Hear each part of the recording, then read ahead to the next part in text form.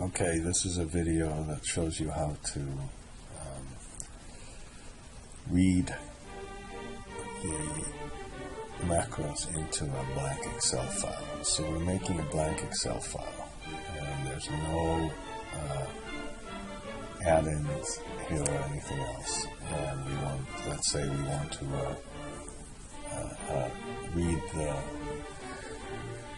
read the macros into this file. Now, there are a few ways to do this. There are probably 10 ways to do this. We could have even created this file as add-ins and have it kind of automatically come in. But there are just a couple of points I want to emphasize about this. Number one, let's say we make another new file. So we have two new files. We have book 2 and book 1. And let's say book 2 has a macro in it. Okay, so we make a macro, stop recording the macro. That's book number 2. And we want to read our macros, our generic macros, into book 1. Now, if you would go to the developer and go to macros, it would just say the macros in book 2. And if we would go to something like, how about we go to developer and we go to Visual Basic, and maybe I'll even do this. Whoops.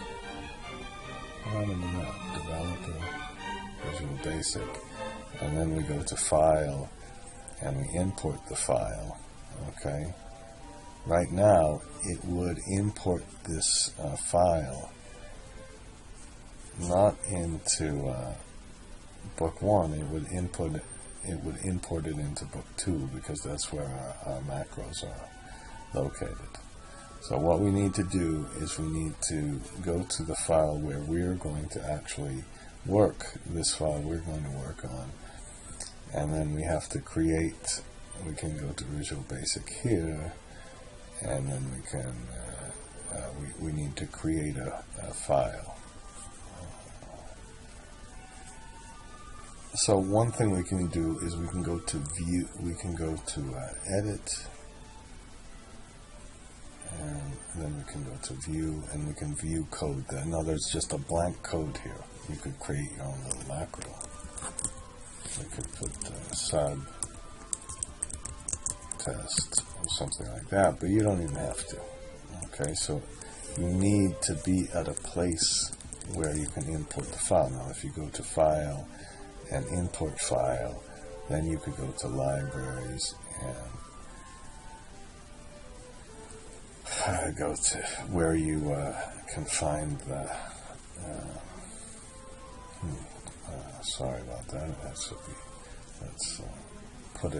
Let's find it in the utilities here, and let's go to the generic macros. And then what it did, it put it into a separate module. It always seems to put it into module 11. Now, that's one way to do it. Okay. Now, if you would, just let's see that if you would go back to File Import, and let's say we imported this fill to the right. Okay, that might be one of the better macros that we do. Now, it put this fill to the right here, but what happened is if you go to Tools and Macros, if you go down to Fill to the right, you see there are 2 of them. It doesn't know what to do. You should not do that. That's a dangerous thing to do. So I'm going to remove this module. Okay. So that's one thing. You cannot import it more than once.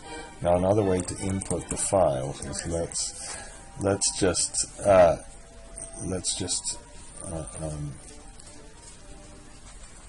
say we started with a blank file again. You could also simply go to the place where you have your macros. You could just import it. You could just open all the macros.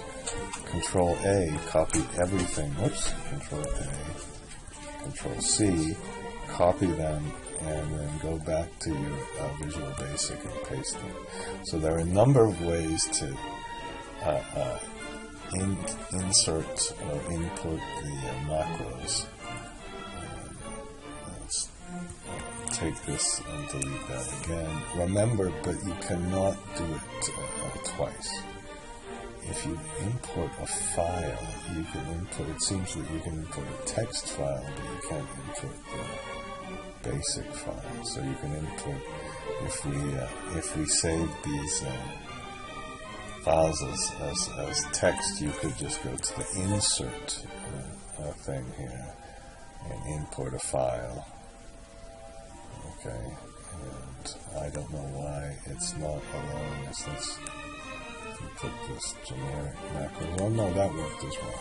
So you could also go to insert and just go to the file and insert the file. Now, and remember, whenever you do this, if you want this to be implemented and want these keys to work, you have to run this program. I call this auto open, or it could be in another file, but you need to run the file that defines all of the shortcut keys. Okay, that's enough of that thing. If you want to take a course on Excel modeling and all that, you can go to financeenergyinstitute.com and see how it all works. Okay.